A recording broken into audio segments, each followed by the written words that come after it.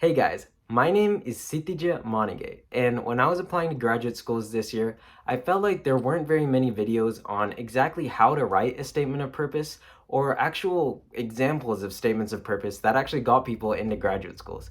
So I wanted to help you guys out and make this video.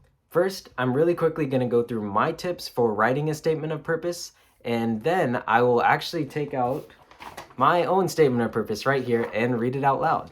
The statement of purpose is pretty formal, and for some departments, it's the only glimpse into your personality that they're going to get. So you definitely want to make them feel that you're going to fit in the department, that you are going to be motivated enough to complete a graduate degree, and also maybe most importantly for example, like in PhD programs, you will definitely want to show that you are going to be able to do graduate level research. Here's my personal breakdown of how to write a statement of purpose.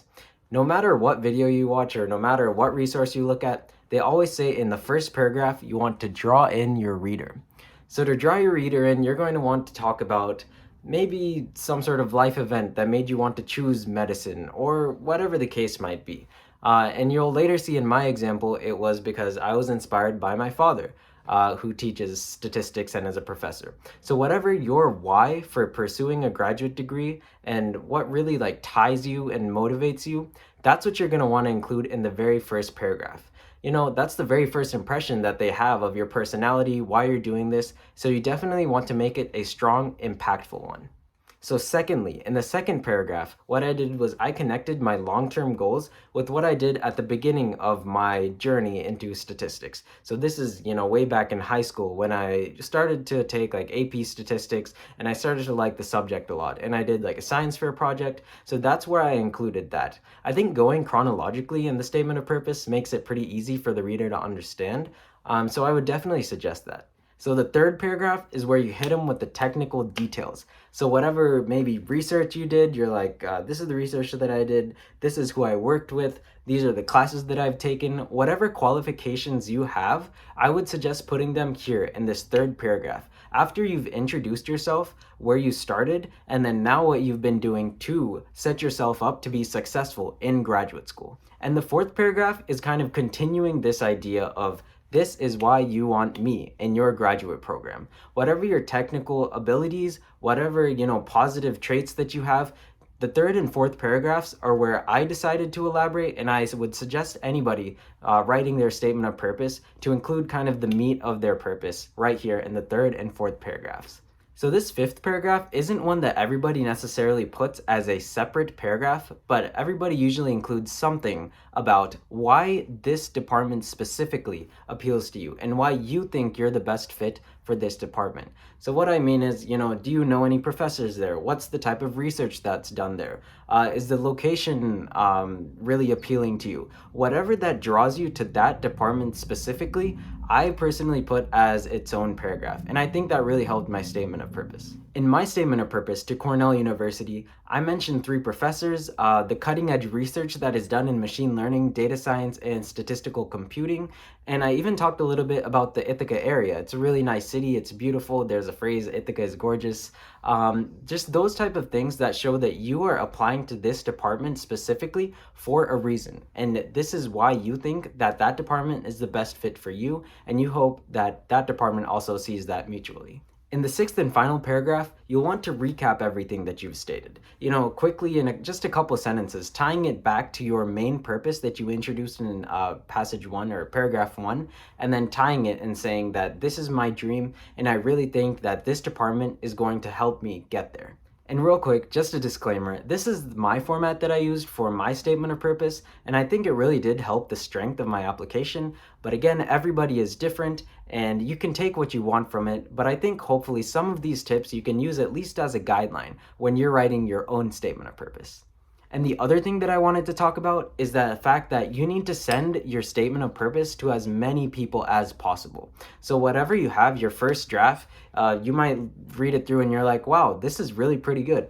That's kind of what I did. And then I sent it to some professors that I knew, and then they were like, this has completely missed the point. The statement of purpose is like this is how you want to write it. And I'm really, really glad that I got that constructive feedback. And I think there are all sorts of different sources that you can get that feedback from, such as your university might have a writing center. So for example, at A&M, we have a writing center at the library, and those people helped me refine the essay. I reached out to professors. I reached out to like random friends or just like random accomplished people that I knew that had success in this type of thing.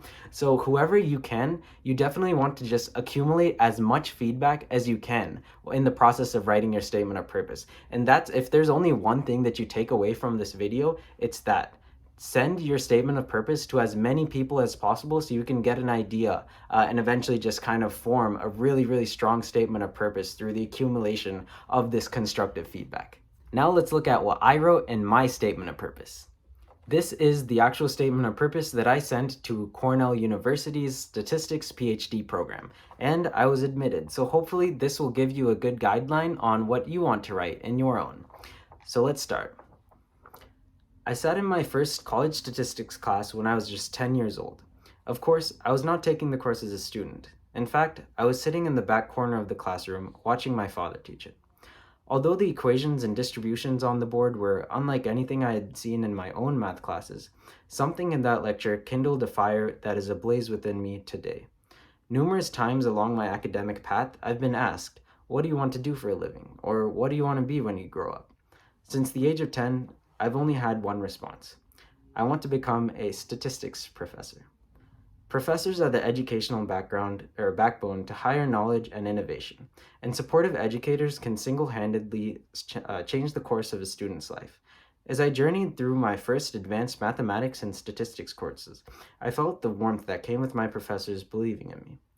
It is the nurturing of students and ability to guide them to a better educational path that draws me to this profession, especially with regards to underprivileged students. I believe that a supportive, caring instructor can be the difference between total lack of motivation and stellar performance. Many students come to class with stresses of financial uncertainty, deep personal issues, and self-doubt, but a caring, motivated professor can bolster that student's academic confidence to help make a positive impact on their life. As a professor, I will also be able to continue my journey as a student of statistics for my entire career. Statistics is one of the most important fields in the modern age, and I am excited to explore this rapidly developing expanse. The field has continuously evolved since its birth, engendering new important areas of study such as biostatistics, statistical computing, and statistical learning, just to name a few. Even since high school, my appreciation and passion for statistics burned bright as I took on science fair projects that utilized methods such as Kaplan-Meier curves, Cox proportional hazards models, and principal component analysis. In 2016 and 2017, the American Statistical Association awarded these projects with its special awards at the Texas state level and regional level. This paved the path for the research I have conducted as an undergraduate, through which I have gotten to experience mathematics and statistics at a higher level than what is taught in most undergraduate courses. My first publication, in Complex Analysis and Operator Theory, was through an REU at Texas A&M University, and my two research projects this summer really helped establish my specific interests in statistical learning and data science. One of those research projects was an REU at the University of North Carolina at Greensboro, in which we developed a new method, RPGBS, repeatedly randomized pseudo-group bilevel selection, that outperforms standard variable selection techniques such as Lasso, Glasso, GMCP, MCP, ENet, MNet, WLasso, and Plasso in the highly correlated big data setting. In fact, I developed the R package RPGBS, which will be publicly available once the paper is published. And I said the manuscript is complete and will be submitted to a journal soon. As I learned, this type of problem is becoming increasingly pertinent, as computers are burdened with computations involving increasingly large correlated datasets, such as in gene expression data. In the other research project, I demonstrated the strength of neural networks over their more standard counterpart, logistic regression, through NFL position classification. In particular, by using height, weight, and speed data, I was able to show that neural networks outperform logistic regression in terms of both prediction accuracy and area under ROC curve. This research, currently under review in SciEm Undergraduate Research Online, demonstrated to me the new leaf they were turning in the statistics world, and I am wildly excited to be at the forefront of this rapidly developing field. In my higher studies, I would like to work in the area of statistical learning and data science, with the aim of advancing the frontiers of artificial intelligence and data processing. This Department of Statistics and Data Science at Cornell University consistently produces graduates that secure faculty positions at prestigious universities, and cutting-edge research is conducted in the fields of machine learning, data science, and statistical computing. In this program, I would love to work with these three professors. I strongly believe that I will be able to reach my full potential through the statistics graduate program at Cornell, and even beyond the school itself. I would love to live in the Ithaca area and experience the beautiful nature of the city, explore the unique local culture, and attend those thrilling Big Red ice hockey matches. My deep-rooted passion for statistics and desire to become a professor who contributes to the field has so far culminated in several research projects and 4.0 GPA at Texas A&M University, and I'm ready to take the next step in my higher studies. I'm confident that Cornell Statistics and Data Science is the best fitting department for me, and I would love to take my passion and skills to Ithaca. It is my dream to become a world-class statistician, and I'm excited to take this next step in the journey. So there you have it, folks. That is my statement of purpose that I sent to Cornell University, and that is where I'm going to be in the fall, and I'm very excited about that. That was pretty much the video. If you leave a comment, I definitely will respond to you. Please make sure to like, subscribe, hit the bell icon, I guess, if that's even a real thing. I don't know, every YouTuber says it. This video is sponsored by literally nobody, because I'm just in my room out here just making these videos for fun and to help you guys out. So I would really appreciate it if you liked, comment, subscribe, whatever. Do what you gotta do, and I will see you in the next one.